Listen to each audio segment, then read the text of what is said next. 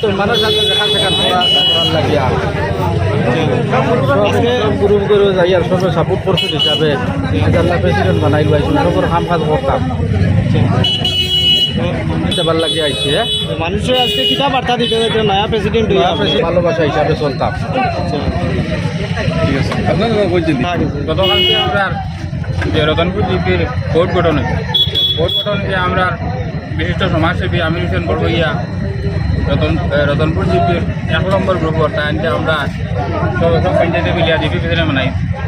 কালকে বোর্ড গঠন হওয়ার পরে সর্বপ্রথম আজকে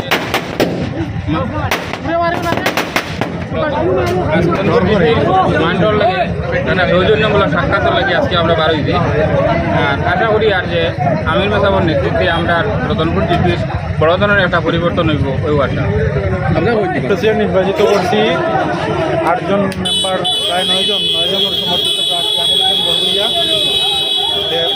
জিপির পাবলিকের এটা হইলে যায় যে পাবলিকের লোকে দেখা করার লাগে আমরা বাইরে হয়েছি এখন এটা বিশাল র্যালি লইয়া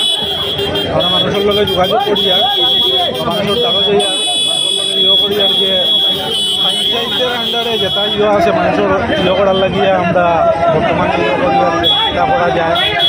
আমরা আশা রাখি আমরা আমির হোসেন বড়ভইয়ার নেতৃত্বে জিপির উন্নয়নমূলক কাজ ভালো হবো